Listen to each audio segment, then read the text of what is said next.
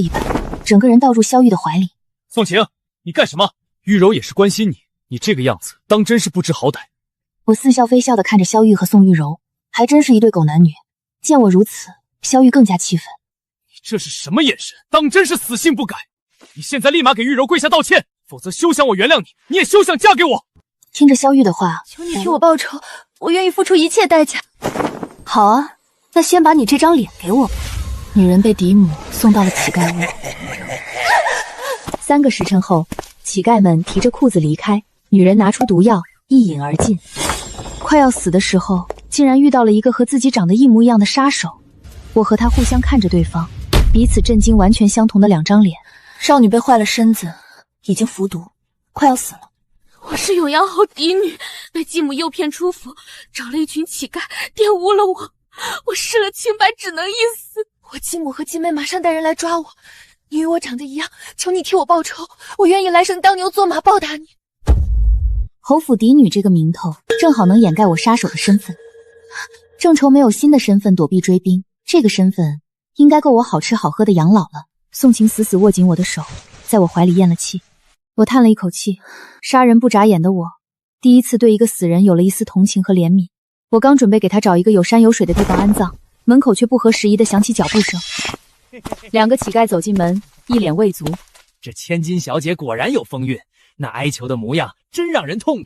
宋夫人可说了，一会儿就带人来，让所有人都看看这女人的下贱样，咱再爽会儿。看到我时，他们的污言秽语戛然而止。哟，双胞胎，咱们兄弟今天有福了！大哥，我先上。我一记重拳砸中他后脑，胖子瞬间倒地抽搐，瘦子惊恐想喊救命。我踱步上前，直接捏碎了他的喉咙。让我厌恶的猎物，必须死得最痛苦。随手掩埋了那2件垃圾，我将真正的宋晴安葬入土。安葬好宋晴，我从卷宗里找出她的身份信息。她是永阳侯宋军独女，出身尊贵，刚出生就和镇南王世子萧玉定了娃娃亲。可惜在她2岁的时候，母亲去世，有了后娘就有了后爹。宋晴在侯府过得小心翼翼，吃不饱穿不暖。在王氏的运作下，宋晴在京都的名声并不好，可她未婚夫的做法更是过分至极。镇南王世子萧玉多次在公开场合表示想退婚，奈何这个娃娃亲是萧玉的母亲去世之前所定。萧玉为了保全她的孝心，自然不好主动退婚，所以他对宋晴恶言相向，更是对宋晴继母生的妹妹宋玉柔一见钟情，想着逼宋晴自己提退婚。为了让自己女儿能嫁给镇南王世子，成为世子妃，王氏对宋晴的折磨更加激烈。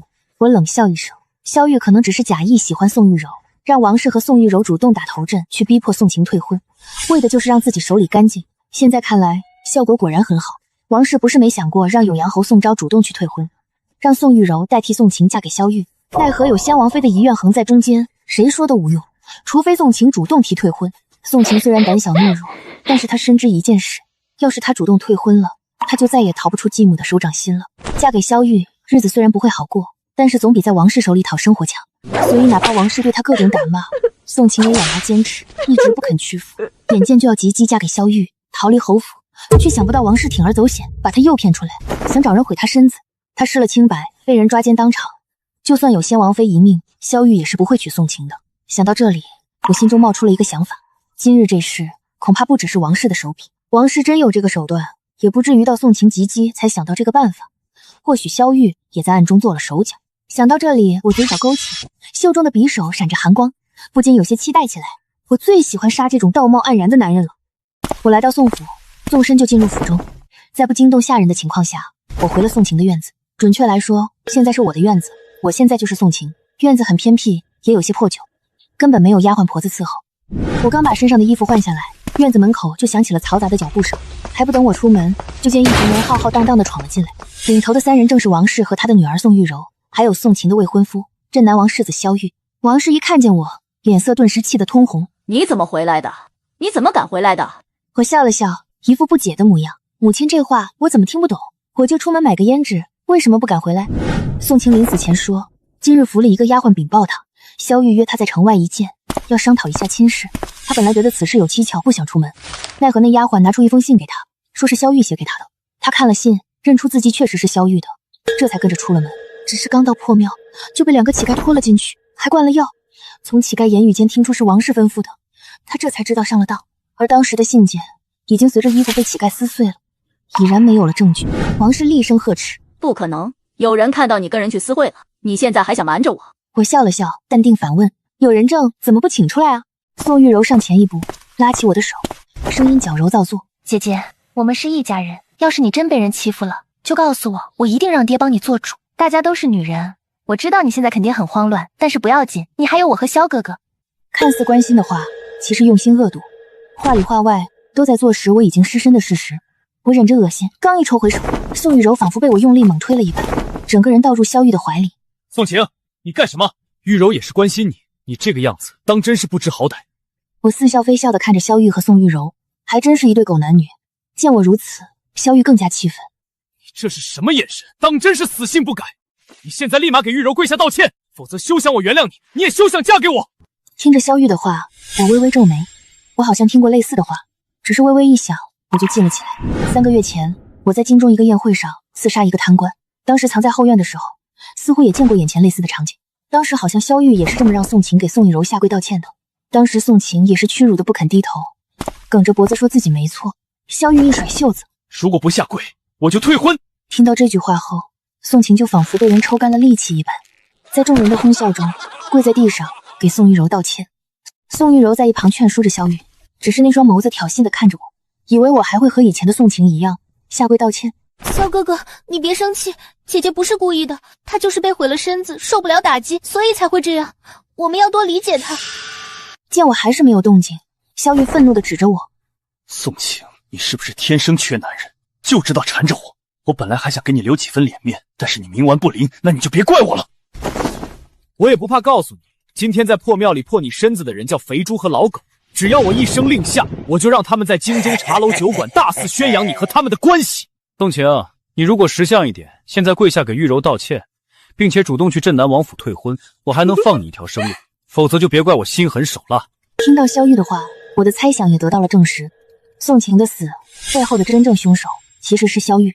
那2个乞丐口口声声说的主使是王氏，也只是为了掩人耳目。王氏只是萧玉手中的一把刀而已。2个乞丐在行凶的时候有意撕毁萧玉的信件，这就是帮萧玉毁尸灭迹。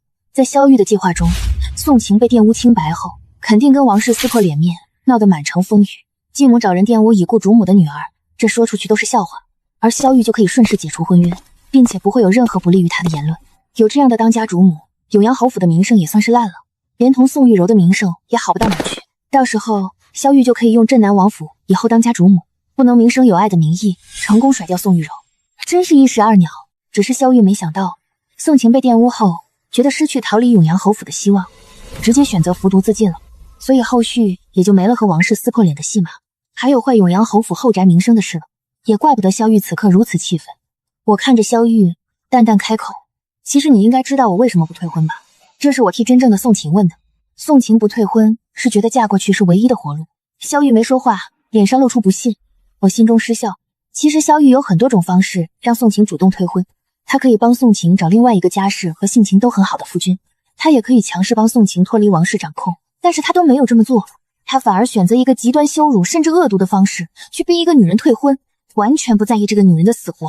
所以眼前这个男人就是纯粹的恶人，而我最喜欢杀恶人了。见我在一旁不说话，萧玉收起脸上的不屑，露出一丝被忽视的不悦和愤怒。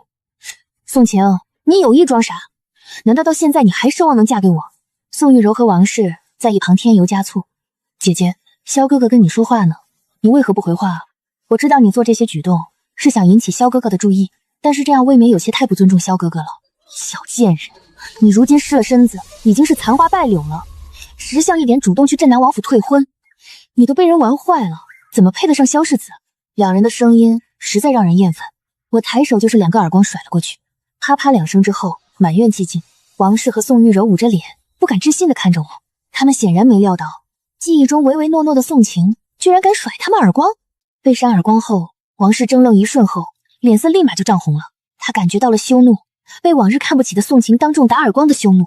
王氏整个人都被气疯了，朝着我张牙舞爪地对着我冲了过来。贱婢，我要打死你！我直接抬脚就是一踹，王氏哀嚎一声，倒飞了出去，在地上打了好几个滚。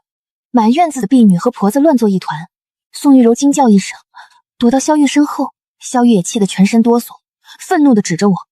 宋晴，我看你是真的疯了，我今日一定要给你一个教训，我一定要让全京城的人都知道，你耐不住寂寞，和乞丐在破庙颠鸾倒凤，已经是一个残花败柳了，让你成为全京城的笑话。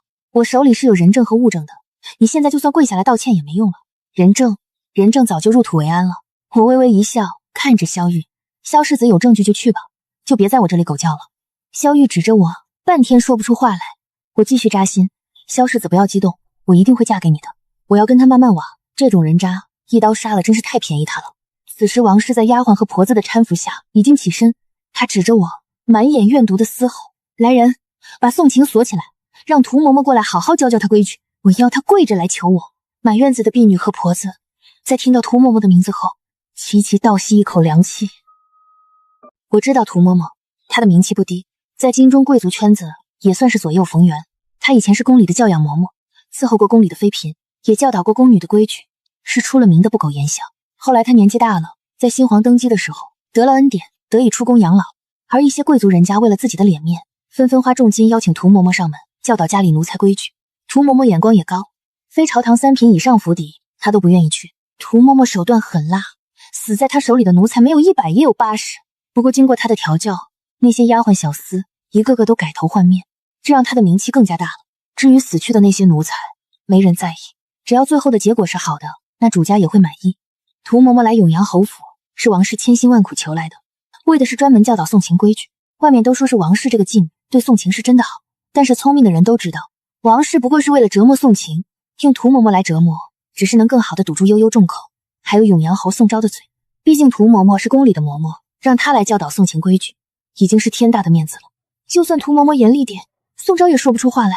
如果宋晴规矩还是学不好，那肯定也不是涂嬷嬷的错，只是宋晴顽劣不堪，所以王氏这招阳谋也是狠辣。这些我也十分清楚，所以我也有点期待这个涂嬷嬷到底有什么手段。一直等到华灯初上，涂嬷嬷才过来。她是一个人过来的，没有丫鬟和小厮跟着。一个很干瘪的老太太，鹰钩鼻格外突出，耷拉着眼皮看着我。她什么话也没说，拿起桌子上的茶盏，狠狠砸在我的脚边，茶盏碎了一地。我挑了挑眉，有些不解，这是下马威。涂嬷嬷淡淡开口：老规矩，在碎片上跪1个时辰。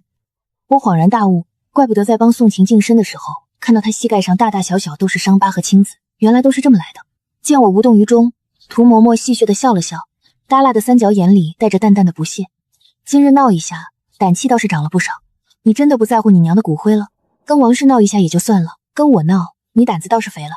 我说过了，要是敢跟我闹，我就让人掘了你娘的坟墓，撒了你娘的骨灰。我可不是王氏那个蠢货，我说到做到，我是来赚银子的，谁拦着我赚银子，谁就该死。你乖乖的配合我被折磨，我舒舒服服的拿银子，大家都好过。如果敢给我闹腾，我的那些手段你也是知道的，我可以让你身上千疮百孔，但是外人看不出一点伤痕。涂嬷嬷的声音越来越冷，三角眼都透出狠辣。我笑了笑，看向涂嬷嬷，嬷嬷有什么手段可以让我千疮百孔，外人还看不出伤痕啊？涂嬷嬷见我还敢笑，脸色顿时沉了下来。涂嬷嬷直接从怀中掏出一个布包，扔到我的面前。布包落地散开，露出里面排列整齐的针具。最前排是细如发丝的银针，针还有细细的倒刺。第二排是稍微粗一些的钢针，针尖泛着冷蓝色，上面隐约还能看见一些血迹。第三排是织毛衣的棒针，针身上还带着倒钩。见我看向第三排的针，涂嬷嬷炫耀般笑了笑，这可是我的宝贝，它们能扎进去后，这倒钩啊，能勾住你的肉慢慢的往外拉，这是我最喜欢做的。涂嬷嬷说的兴奋，一双眸子肆意的打量着我，想从我脸上看出惊恐和害怕。不过让她失望了，我并不害怕，依然很是淡定，只是对这种深宫嬷嬷多了一些了解。她们一个个果然身怀绝学。我看着涂嬷嬷轻轻一笑，嬷嬷，你知道我最喜欢做什么吗？涂嬷嬷一愣，还没说话，我双眼一眯，身形一闪来到她身边，袖口的匕首直接划破她的咽喉。她惊恐地捂住咽喉，想阻止往外涌出的鲜血，嘴里发出求救的呜咽声，双眸惊恐地看着我。我最喜欢杀人了。涂嬷嬷就这么消失在宋府，没有人知道她去哪了，不会有人觉得是我杀的，毕竟涂嬷嬷凶名在外，不是我一个柔弱女子能动的手。王氏不甘心，又找了几个嬷嬷过来，想教训我，都被我直接赶了出去。我不是没想过杀王氏，主要是外面还有追兵，杀了王氏容易引起注意，所以暂时只能先等等。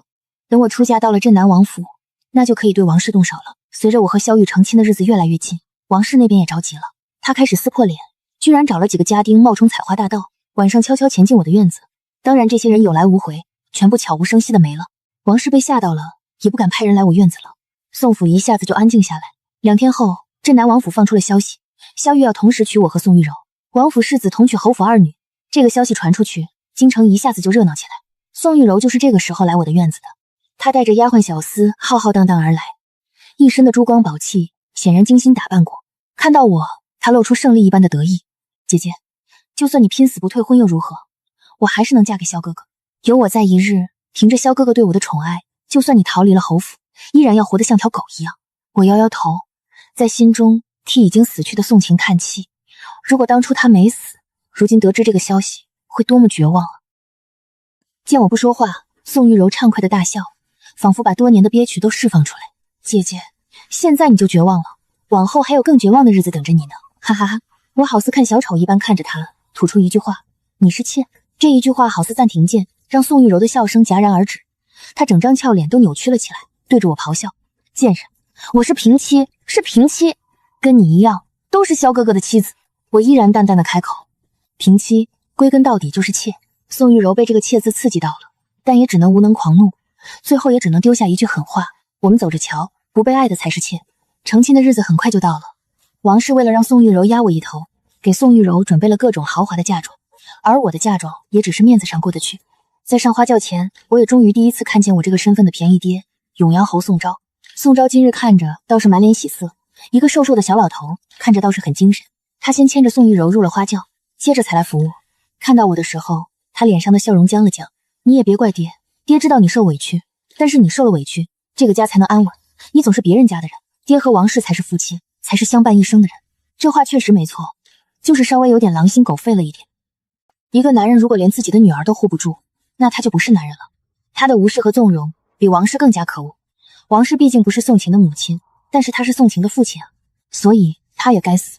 在宋昭牵着我的时候，我手中一闪而过一根银针，在他的手腕处轻轻擦过。我给宋昭用的毒是碧落饮，这种毒很奇妙，一般不会发作，但是如果在1个月内和女人同房，就会马上疯而死。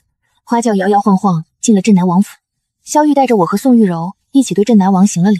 从头到尾，萧玉都牵着宋玉柔的手，而我只是由丫鬟扶着，仿佛他们才是夫妻一般，我才是那个陪嫁的平妻。对此我并不在意，我在意的是镇南王。镇南王一直带兵在外驻守，萧玉其实也算是质子的存在。这一次是为了萧玉的婚事，镇南王才特意回了京。等婚礼结束，他还是要继续回边境驻守的。镇南王手握军权，皇帝本身就忌惮，他自然也是知道父子同在京城最容易出现意外，所以避免出现什么意外，一般镇南王归京都不会超过3天就会离京，而这3天我肯定不会轻举妄动。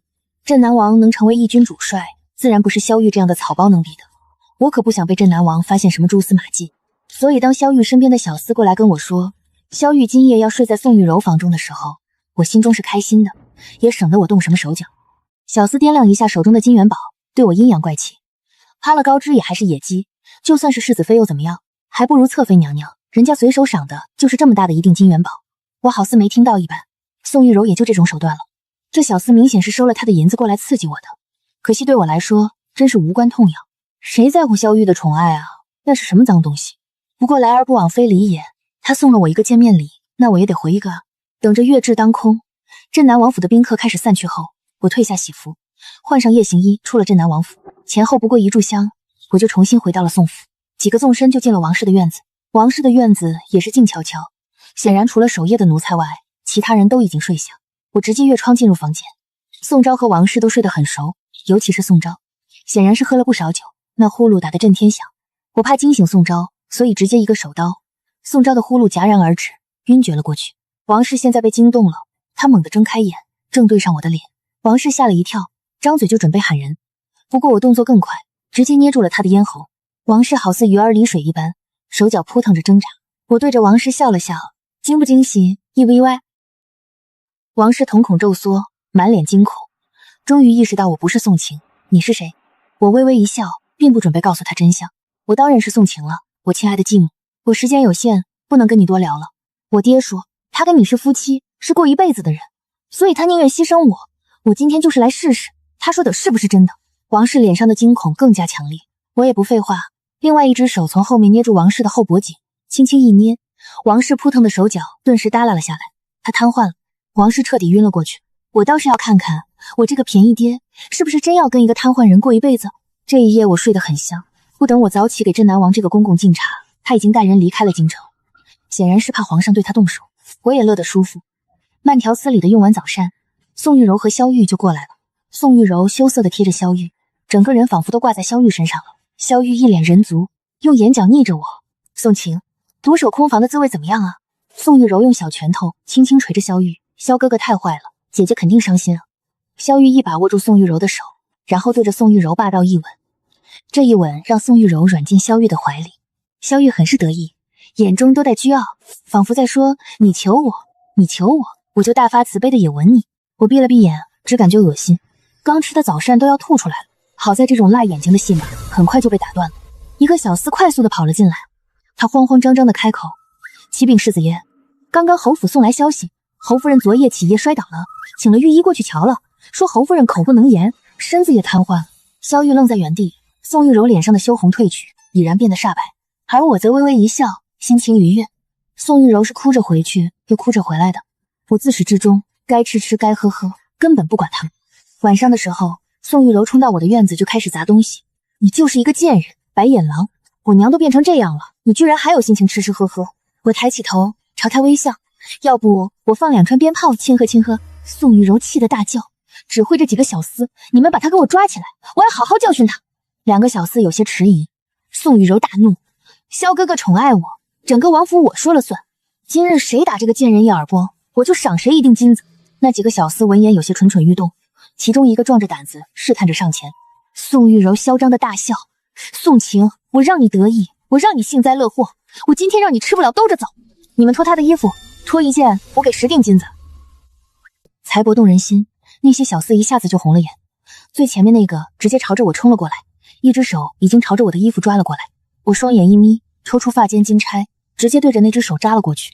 金钗整根扎进手心之中，随后就是小厮凄厉的嘶吼，众人吓得后退，连宋玉柔也惊恐地往后躲。这件事的后续就是我的名声变成了毒辣，不把人命当人命，为了争风吃醋刁难宋玉柔，并且拿金钗要毁宋玉柔的脸，是一个下人拼命阻挡，这才没有让我得逞。萧玉做主罚了我这边禁足，并且赏赐了那个小厮100两，奖励他护主有功，还特意送了很多金银首饰去宋玉柔那边表示安慰。萧玉还来我院子对我怒斥：宋晴，不管你做什么，我都不会喜欢你的。就算玉柔被你毁了容，我也只爱玉柔。你跟玉柔相比，真是无比丑陋。对于萧玉的话，我嗤之以鼻。我不信他真的不在乎宋玉柔的容貌。世上男人有几个人能做到始终如一？所以当永阳侯府传来消息，宋昭马上疯而死的时候，我丝毫不奇怪。这个在我出嫁那日说要跟王氏做夫妻，要相伴一生的男人，在王氏瘫痪不过3日，就忍不住跟一个丫鬟颠鸾倒凤了。有我的碧落银，所以他直接马上疯而死。被发现的时候还和丫鬟亲密接触呢。他死的窝囊，宋玉柔只觉得丢人，根本不会找人查验尸体。王氏气急攻心，直接昏迷了。大夫说王氏这一次可能挺不过去。宋玉柔哭得肝肠寸断，萧玉心疼的厉害，一直陪在宋玉柔身边。尽管侯府乱成一片，宋玉柔都不忘来我院子刺激我一下。要想俏一身笑，古人诚不欺我。宋玉柔穿着白色校服，整个人柔柔弱弱，我见犹怜。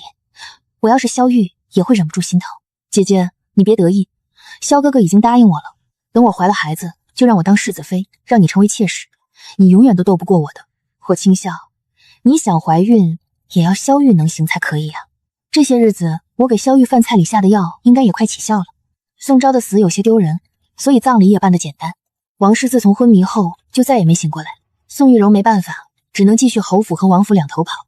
一开始萧玉还陪着，但是不过半个月，萧玉也不再陪了。他开始跟着之前的好友出入秦楼楚馆。宋玉柔刚开始不在意，但是随着萧玉整日不回府，他就坐不住了。他打听到萧玉所在的那个青楼，直接过去找人，这一找就出了事。我是后来听到丫鬟和小厮议论才知道的。那日宋玉柔不顾阻拦，推开青楼包厢的大门，就看见萧玉满脸潮红的和几个男人抱在一起互相啃着。萧玉还是下面那个，正被几个壮汉宠爱着。宋玉柔气得发疯，和几个壮汉厮打起来，却被萧玉甩了一个耳光。当时很多人都看见了萧玉是断袖的消息，只是半天时间就传遍了整个京都。萧玉回来就把宋玉柔关进柴房，宋玉柔仿佛疯了一般，见谁骂谁，所有人都不敢接近她。傍晚的时候，我去了柴房，隔着窗户，我看着有些蓬头垢面的宋玉柔。此时的她确实有些疯癫，她嘴里不知道呢喃着什么，时不时还笑一笑。父亲去世，母亲昏迷不醒，最喜欢的丈夫居然还给人当兔爷，甚至为了那些男人，当着那些男人的面甩了她一耳光。如此打击，她当然受不住。看到了吗？男人的宠爱就是如此脆弱。你娘瘫痪不过几日，你爹就跟人厮混。你最为相信的丈夫，觉得可以托付一生的人，也可以为了其他人甩你一耳光。你觉得是你可怜，还是宋晴可怜？我的声音很轻，宋玉柔却仿佛受到了打击一般，整个人疯狂地摇晃着大门。你胡说，你胡说！不是这样的，不是这样的。我没有理会他，直接转身离开。第二日的时候，有下人告诉我，宋玉柔吊死在柴房。萧玉没有伤心，反而还对着宋玉柔的尸体破口大骂。如今他的名声在京都已经毁了。那天整个青楼的人都看见他在几个壮汉身下承欢，那个丑态让他彻底没办法见人了。萧玉觉得没脸见人，躲在房间里喝酒，根本不管事。宋玉柔只是被草席随便裹着下了葬。我作为镇南王府的女主人，自然成了唯一管事的人。萧玉作为镇南王府的世子爷，他既然想喝酒，我自然不会阻止。各种好酒肯定都是要送过去的，送酒的人也要有讲究，必须要五官端正，必须是壮汉，否则怎么能搬动这么多酒？酒池肉林，壮汉环绕，萧玉自然畅快。我去过萧玉的院子，当他承欢在壮汉身下的时候，就看到我正看着他。他有一瞬间感觉到羞恼，仿佛内心最敏感的地方被剖开，让人肆无忌惮的查看。只是这抹羞恼很快就被酒精和刺激冲散，他整个人都沉迷其中。一个人意志被摧毁，整个人和烂泥没什么区别。萧玉就是这样的人，他最看重脸面，所以丢了脸面后只敢躲在府邸。他也害怕见外人，更害怕清醒，因为清醒的他就能想到那些人鄙夷和看不起的眼神，所以他沉迷于酒精中，更是和男人们肆意发泄。酒是穿肠毒药，色是刮骨钢刀，当他想振作的时候已经来不及了。当镇南王赶回京城的时候，就看到一个瘦骨嶙峋、烂醉如泥的萧玉，他的精神早已经崩溃，整个人已经痴傻。镇南王回来没几日，萧玉就死在床上。镇南王气恨地把府中跟萧玉厮混的壮汉全部打死，而对于我，镇南王却没有任何怀疑，因为我从头到尾什么都没做，也因为他清楚我胆小懦弱，不敢违逆萧玉。镇南王雷厉风行，直接对外说萧玉是生了重病而暴毙的，接着就从宗室当中选了一个5岁的孩子过继到我的名下，然后又快马加鞭地离开了京城。看着偌大的镇南王府，我心情不错，希望宋晴下辈子能开心如意，自由自在，再也遇不到这些烂人了。7天后，我收到了一封没有署名的信，信上只有8个字：领主有令，清理门户。我握着信纸的手没有丝毫颤抖，反而有些想笑。6年了，我在暗影组织杀了6年的人，执行了87次任务，从未失手。唯一一次失手就是刺杀户部侍郎那次，也正是那次失手让我躲进破庙，遇到了宋晴。我以为隐姓埋名嫁入王府就能彻底脱离组织，现在看来是我太天真了。暗影从不放过任何一个叛逃者。我烧掉信纸，看着火焰舔舐着纸张，最后化为灰烬。既然躲不掉，那就面对。只是这一次，我不是孤身一人的杀手，我是永阳侯嫡女，镇南王世子妃。这个身份足够让我在京城光明正大的调动一些人手了。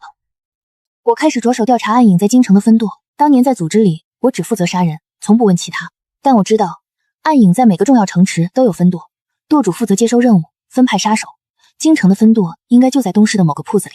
我换了一身寻常妇人的衣裳，带着2个王府的护卫出了门。说是护卫，其实是我这些日子暗中观察挑选出来的。一个叫陈虎，一个叫李豹，是亲兄弟，在王府当差10年，忠心耿耿，身手也不错。更重要的是，他们不识字，听不懂我的一些暗语，但执行力极强，我需要这样的人。东市人多眼杂，我假装逛胭脂水粉，眼睛却盯着周围的铺子，绸缎庄、粮店、当铺、茶馆。暗影的分舵通常会选在茶馆，因为人来人往，街头方便。我的目光落在街角一家叫来顺茶馆的地方，茶馆门口挂着2个红灯笼，左边那个有些歪，这是暗影的暗号，灯笼歪了，表示分舵有变故。我让陈虎和李豹在外等候，自己进了茶馆。茶馆里客人不多，一个小二迎上来，满脸堆笑：“夫人几位，喝点什么茶？”我扫了他一眼，普通的长相，普通的身形，但右手虎口有老茧，那是常年握刀留下的。我坐下，报了一个茶名：雨前龙井。小二眼睛微微一闪，又问：“夫人要单壶还是双壶？”为打探消息，我来到茶馆，与店小二对上暗号。我面色如常：“双壶，1壶热，1壶温。”小二点点头：“夫人稍等，我去给您沏茶。”他转身进了后堂，片刻后出来一个中年人。中年人身形消瘦，留着山羊胡，穿着一身灰布长衫，像个账房先生。他在我对面坐下，压低声音，面生得很，哪一堂的？我看着他，淡淡开口，刑堂，血影。中年人脸色一变，猛地起身，但他动作再快，也快不过我袖中的匕首，匕首抵在他腰间。我笑道：舵主别急着走，咱们聊聊。中年人的冷汗瞬间就下来了。血影大人，您不是已经死了，还是已经叛逃了？他不敢说话，我收起匕首，示意他坐下。组织要清理门户，我知道，但我问你，是谁下的令？中年人吞了口唾沫，是营主亲自下的令。我在暗影6年，从未见过营主的真面目，每次传达任务都是通过不同的联络人，只知道营主武功深不可测，手握整个暗影的生死。我继续问，京城分舵现在有多少人？13个。中年人老实回答，都是乙等杀手，甲等的都调走。调去哪了？不知道。半个月前，营主突然下令调走了所有甲等杀手，只留下我们这些乙等的看门。一切都来得太过巧合，我眉头微皱，陷入沉思。半个月前，正是萧玉出事的时候，营主调走甲等杀手，是不想让我死得太快，还是另有图谋？我给舵主下了毒，告诉他每月需要解药，让他继续给我传递消息。离开茶馆，我心中隐隐不安。营主的行事风格我太了解了，他从不做无用之事，调走甲等杀手，留下乙等，分明是想看看我会不会主动跳出来。既然如此，我就如他所愿。当晚，我让陈虎去了一趟宋府。宋府如今由王氏的娘家兄弟在打理，王家的心思都扑在如何霸占宋家的家产上，根本不管其他。陈虎按照我的吩咐，在宋府后院的枯井里取出了我藏在那里的一个包袱，包袱里是我当年做杀手时用的装备，软剑、飞镖、蒙汗药，还有一套夜行衣。看着这些东西，我仿佛又回到了那个刀口舔血的日子。不过这一次，我不是为了杀人，我是为了活命。3天后，京城分舵舵主传来消息，营主到了京城，我一点都不意外。以营主的性格，既然要清理门户，肯定会亲自来看我死。他喜欢亲眼看着叛徒咽气。为了掌握营主的消息，我继续与舵主保持联系。我问舵主，营主落脚何处？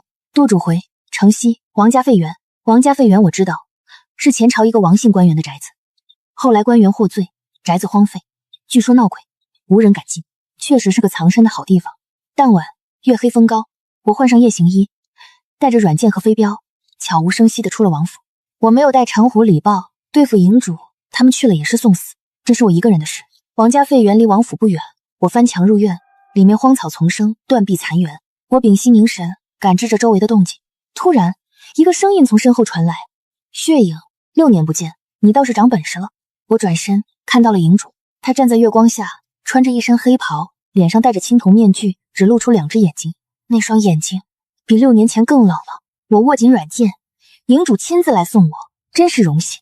他轻笑一声：我培养了你6年，你就这么报答我？培养我？我也笑了。你培养我是为了让我给你杀人，我杀了87个人，够本了。营主摇摇头：87个？你忘了，你杀的第1个人是你自己选的。我心中一震。他继续说：那年你10岁，我让你从20个孩子里选1个杀掉，才能活命。你选了一个最弱的，一刀割喉，眼睛都没眨一下。我语气冰冷：那20个孩子是你从各地拐来的孤儿，你让我们自相残杀，选出最狠的那个。营主坦然承认：没错，而你就是最狠的那个，所以我如今要杀你，也是理所应当。话音刚落，他身形一闪，已经到了我面前，比6年前更快。我侧身避开，软剑出鞘，刺向他咽喉。他抬手，2指夹住剑尖。这6年间，他的武功又精进了，剑尖被他夹住。我用力一抽，软剑纹丝不动。营主淡淡嘲讽：就这点本事？我松开剑柄，左手一挥，3枚飞镖射向他面门。他脑袋一偏，躲过2枚飞镖，第3枚却被他张嘴咬住。就在他咬住飞镖的瞬间，我欺身而上，袖中匕首直刺他心口。他眼中闪过一丝赞许，侧身让过，同时一掌拍向我胸口。我应受这一掌，借着掌力后退，同时从腰间摸出一个小包，往地上一摔，小包炸开，漫天白烟。这是我特制的烟雾弹，掺了石灰粉，能迷眼睛。我趁着烟雾转身就逃，不是打不过，是不能打。营主的武功在我之上，硬拼必死无疑。但我逃的方向不是王府，而是另一个地方——城东，镇南王驻军的营地。镇南王虽然回边境了，但他在京城留了300亲兵，这300亲兵就驻扎在城东，由他的副将周雄统领。我跑到营地门口，直接亮出世子妃的令牌。周雄是个粗犷的汉子，看到我亮出的令牌愣了一下：世子妃，您怎么受伤了？我打断他：周将军，有人要刺杀我，刺客是暗影组织的头目，现在就在城西王家废园。周雄脸色一变，暗影是那个杀手组织？对，王爷离京前把王府的安全交给周将军，如今有人要杀世子妃，周将军管不管？周雄二话不说，点了100亲兵，跟我杀向王家废园。等我们赶到时，废园里已经空无一人，但地上有血迹，营主受伤了，不是我伤的，是他走的时候留下的血。我蹲下查看血迹，心中疑惑，以营主的武功，谁能伤他？血迹一直延伸到废园后面，然后消失。周雄让人搜遍了整个废园，什么也没找到。他问我，世子妃，这刺客什么来路？要不要报官？我摇头，不用，报官也没用。周将军只需加派些人手保护王府就行。周雄答应了。回到王府，我坐在房中，越想越觉得不对。营主受伤绝不是偶然，能伤他的人，武功必然在他之上。但江湖上武功在营主之上的屈指可数。那些人要么是各派掌门，要么是隐士高人，跟暗影井水不犯河水。谁会帮我对付营主？我想了一夜，想不出答案。第二天一早，陈虎来报，门口有个道士求见，自称清风子。清风子，我从未听过这个名字，但我还是让他进来了。清风子是个40来岁的中年道士，一身青布道袍，留着长须，手持拂尘，看起来仙风道骨。他见到我，行了一礼。贫道清风子见过世子妃。我看着他，道长找我何事？清风子微微一笑，贫道是来还人情的。人情？我不记得跟道长有什么人情。清风子道，世子妃不欠贫道人情，是贫道欠世子妃的。他说着，从袖中掏出一个东西，一块玉佩。我瞳孔一缩，那是宋晴的玉佩。宋晴下葬时，我亲手给她戴上。这玉佩怎么在你手里？我盯着他，手已经按在袖中匕首上。清风子不慌不忙，世子妃别急，听贫道慢慢说。贫道与宋晴的母亲，也就是先永阳侯夫人，是旧识。当年先夫人病重，贫道曾去侯府为她看病。她临终前托付贫道一件事，让她照看宋晴。贫道答应了，但当时贫道要云游四方，无法带宋晴走，只能暗中照看。这些年，宋晴在王夫人手下受的苦，贫道都知道，但贫道不能插手，这是侯府家事，贫道一个外人，名不正言不顺。直到那天，贫道在破庙里看到了你，我心中一震。那天我在破庙里安葬宋晴，处理2个乞丐，自以为无人发现，原来一直有人在暗中看着。清风子继续说，贫道看到你安葬宋晴，换上她的衣服，就知道你要做什么。贫道没有阻止，因为你是宋晴自己选的，而且你的手段干净利落，比贫道更适合保护她。我冷笑，保护她？她已经死了。清风子叹了口气，是啊，贫道来晚了，等贫道赶到破庙，她已经服毒了。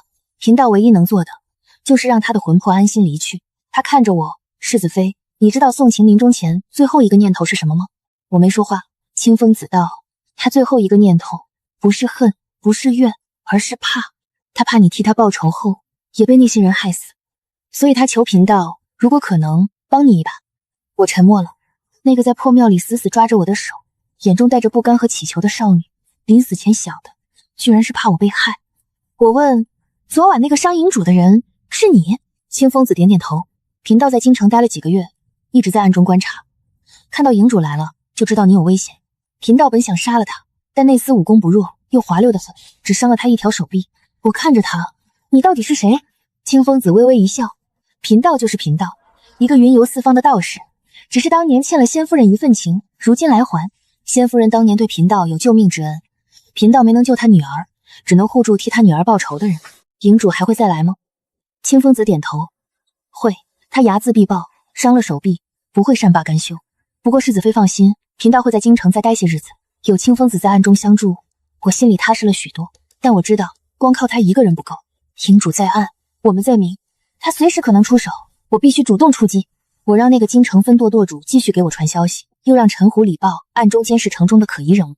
3天后，舵主传来消息，7日后，月圆之夜，营主召集了周边几个城池的甲等杀手，准备强攻王府。月圆之夜，果然是营主的风格，喜欢挑这种日子杀人。我开始布置王府的护卫，加上镇南王留下的300亲兵，一共400人。400人对付10几个甲等杀手，胜算不大，但我不需要他们打赢，只需要他们拖延时间。真正动手的是我和清风子。月圆之夜如期而至，我让周雄把300亲兵埋伏在王府四周，又让府中护卫全部守在院中，我自己坐在房中等着。子时一到，院中传来惨叫声。我起身推门，就看到10几个黑衣人从四面八方落下，见人就杀。护卫们奋力抵抗，但甲等杀手的武功远超他们。不过片刻，已经倒下7、8个。我抽出软剑，正要动手，清风子从我身后走出，他手持拂尘，对着最近的黑衣人一挥，黑衣人闷哼一声，倒飞出去，胸口多了几个血洞。我这才看清，那拂尘的尘尾是一根根钢针。清风子道：“狮子飞去对付营主，这些小喽啰交给贫道。”我点点头，纵身跃上屋顶。屋顶上，营主负手而立，左臂缠着绷带。他看到我，冷冷道：“今天你必须死。”我没说话，直接动手，软剑如蛇，刺向他咽喉。他侧身避开，右掌拍向我胸口。我早有防备，左手一扬，一把石灰粉洒向他眼睛。他闭眼瞬间，我软剑变向，刺向他左臂伤口，剑尖入肉。他闷哼一声，一掌震开我的剑，但我的目的已经达到。他左臂的伤口再次裂开，血顺着袖子滴落。营主低头看了一眼，突然笑了：“好，很好，6年了，你是第一个伤我2次的人。”他伸手撕掉左袖，露出整条手臂，手臂上密密麻麻全是伤疤。最触目惊心的是肩膀处一个烙印，那个烙印我认识，那是军营里的逃兵烙印。你当过兵？我脱口而出。营主没回答，只是看着我。月光下，他的眼神第一次有了波动。20年前，我是镇南王麾下的斥候。我心头一震，镇南王麾下？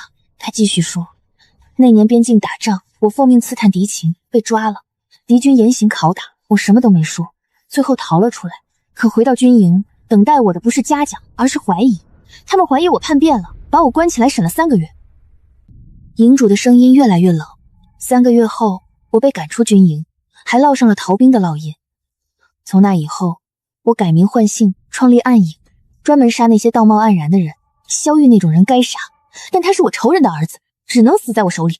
我明白了，他恨镇南王，所以他要杀我，因为我是镇南王的儿媳。萧玉是死有余辜，但你不是为他报仇，你是想借我激怒镇南王。营主笑了，聪明。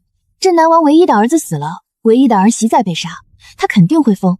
他一疯就会做错事，他一做错事，皇帝就会收拾他。我等这一天，等了20年。我盯着他，你恨的是镇南王，为什么连累无辜？营主冷笑，无辜？你手里沾的血比我还少。我无言以对。他说的对，我不无辜，我是杀手，我杀过87个人，其中有没有无辜的，我不知道，但我知道，今天我和营主只能活一个。我握紧软剑，再次冲上去，招招都是杀招。营主左臂受伤，身手不如之前，但右掌依旧凌厉。我们交手30回合，他身上多了3道剑伤，我胸口也中了1掌。那一掌打得我气血翻涌，一口血涌到喉咙，被我生生咽下。就在这时，清风子跃上屋顶，他拂尘上全是血，对我道：“下面的都解决了。”营主脸色一变，清风子看着他，突然道：“你是当年那个斥候？”营主盯着清风子：“你认识我？”清风子叹了口气：“20年前你被抓的时候，是贫道去敌军那里给你送的药。”营主愣住了。清风子道：“那时贫道在边境行医，你逃回来后，贫道还给你治过伤。后来你被赶出军营，贫道找过你，但你已经走了。”营主的手微微颤抖，语气第一次变得激动：“你是那个道士？”清风子点点头：“正是贫道。当年你在敌军那里熬了3个月，什么都没说。贫道佩服你的骨气，军营里的人怀疑你，贫道却知道你是真英雄。”营主苦笑：“算什么英雄？我是逃兵。”清风子摇头：“你不是逃兵，你是被冤枉的。贫道当年找过镇南王，想为你说情，但镇南王说军令如山，只要有嫌疑就不能留。贫道无力回天，只能眼睁睁看着你被赶走。”营主闭上眼睛，月光下，我清楚地看到他眼角有一滴泪。那个杀人不眨眼的暗影之主居然哭了。20年了，我等这句话等了20年。清风子继续劝说：“现在你知道了，当年不是所有人都怀疑你，贫道相信你，还有你那些一起出生入死的兄弟也相信你，他们只是不敢说。”营主深吸一口气，看向我：“今天我不杀你。”我冷冷道：“但你以后还会杀镇南王。”营主没否认。清风子急着解释：“镇南王当年是冤枉了你，但他也是按照军法办事，而且这20年他一直在找你。”营主一愣：“找我？”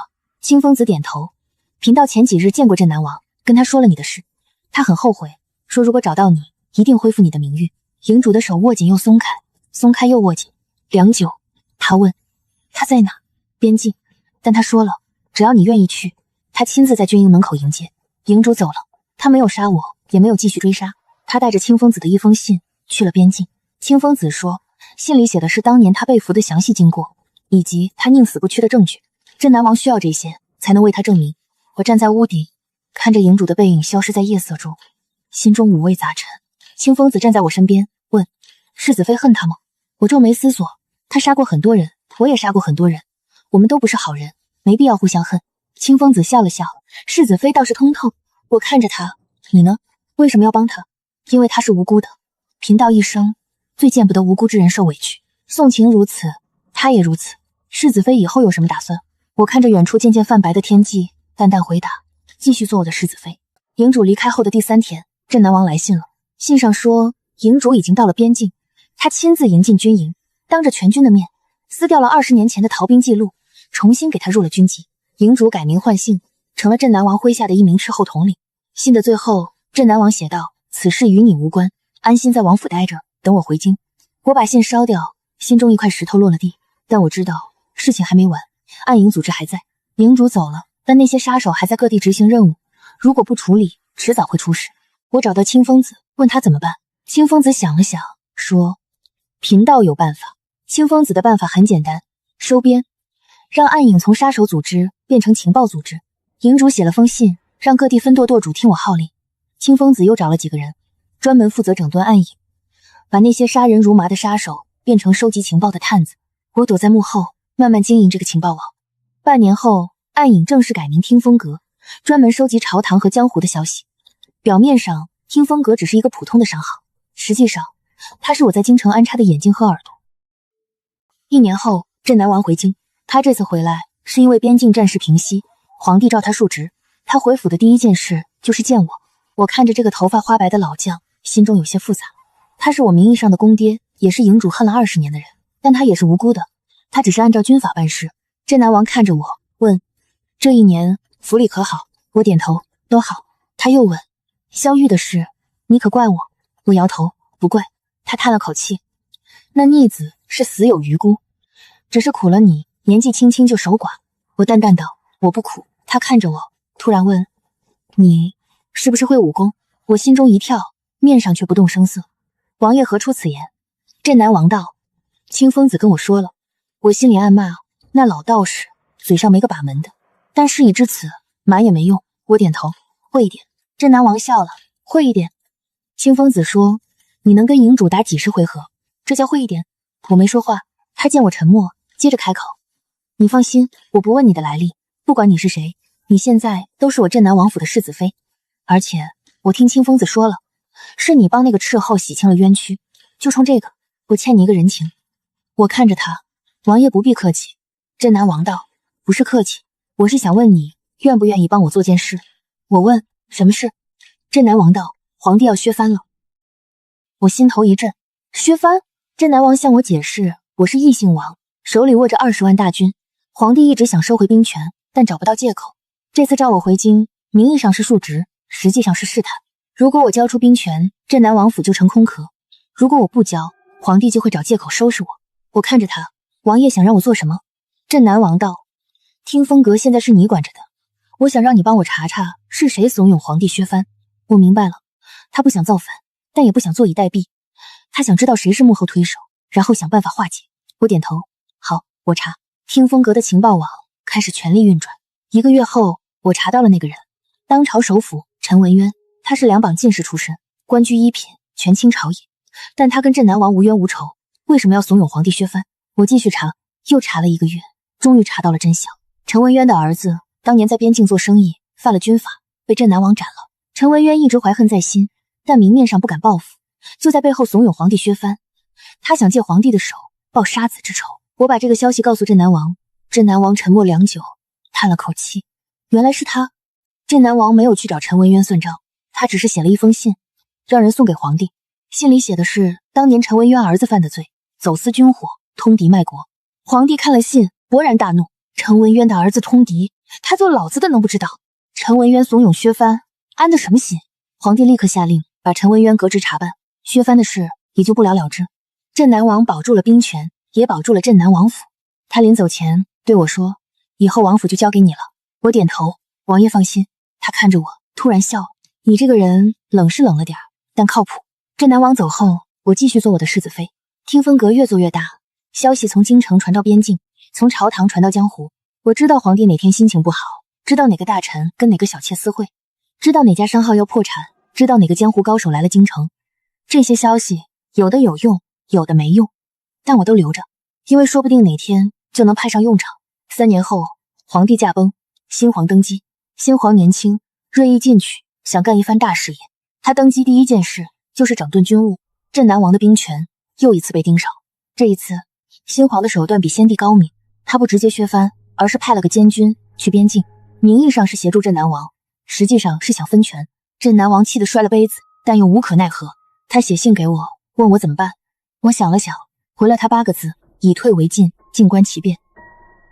镇南王懂了，他主动交出一半兵权让监军掌管。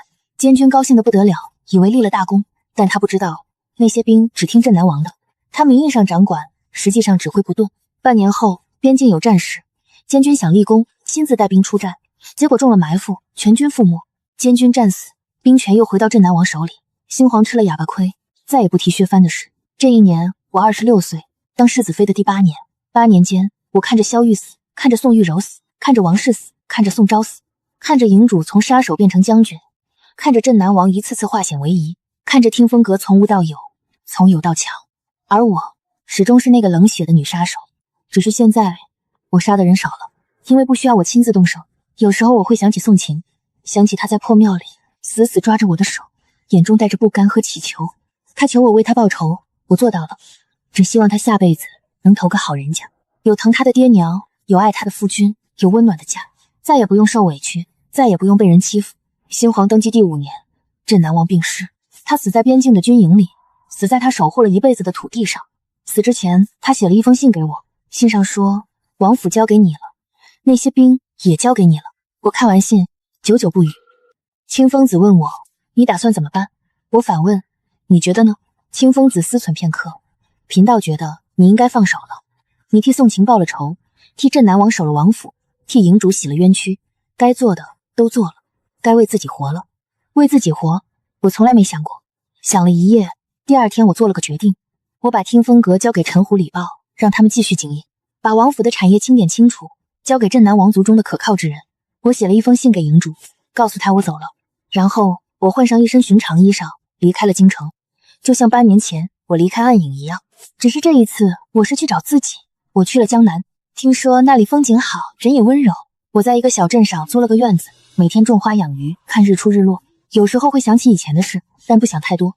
有时候会遇到一些坏人，但不用我动手，清风子就替我打发了。是的，清风子也来了。他说他云游四方，正好路过。我知道他是故意跟着，但也没揭穿。有个老朋友说说话也挺好。有一天，他问我，你后悔吗？我问，后悔什么？他道，后悔当年躲进那个破庙，